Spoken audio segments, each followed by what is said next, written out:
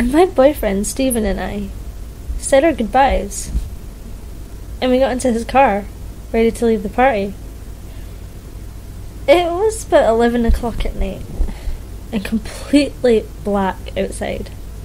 So dark, you could hardly see your hand 3 inches from your face. Wind blowing ferociously, trees swaying, crashing their leaves into others. I'd say we're about 20 miles from town, on the overgrown, low-populated area just outward. Often through the blackness, we were encountered with a sudden turn, threatening to throw us off the road into nearby trees. Ferociously, we survived those turns. The adrenaline was pumping. Such a rush.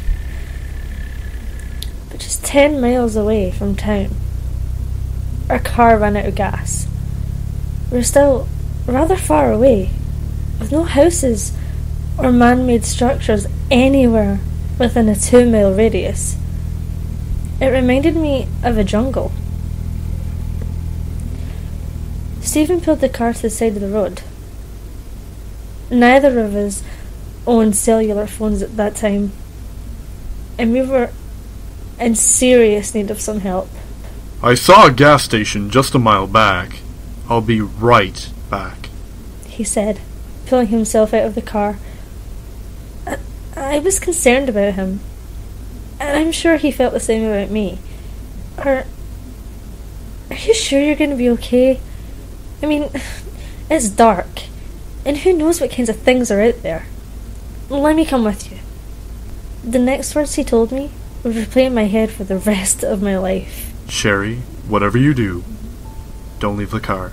But I attempted to reply. Don't leave the car, he said again, even more stern than the first time.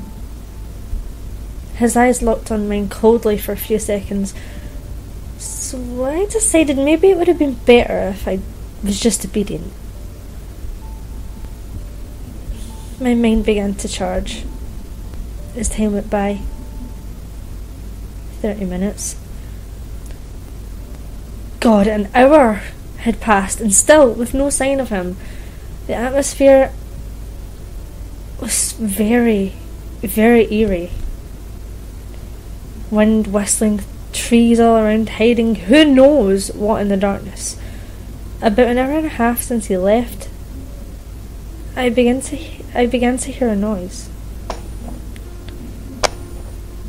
Like something was just barely tapping the roof. I was at the same time curious and frightened to see what it was. But my beloved boyfriend's voice echoed in my brain.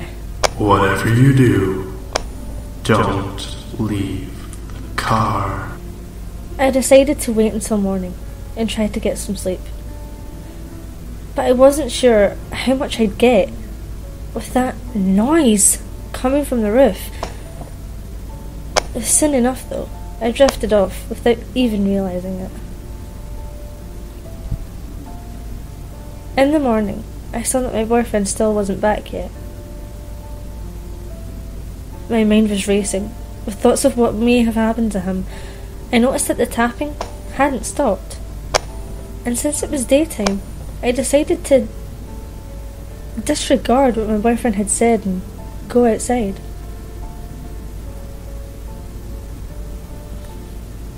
I would live to this day, regretting not listening to him. As I stepped outside and turned around to shut the car door, my jaw dropped. I saw my boyfriend. He was just hanging there, upside down. His legs were tied to vines from a tree that was right next to the road. His entire stomach was cut open, forming a pool of blood on the roof of the car. And his hands were just barely touching the roof, making the slightest